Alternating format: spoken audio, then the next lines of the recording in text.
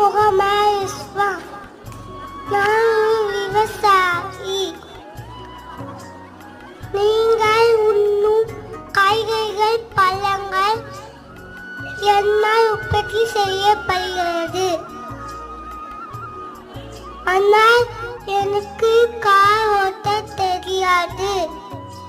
ஆனால் எனக்கு ஏற்பூட்டி உள்ள தெரியும். தேங்க்யூ.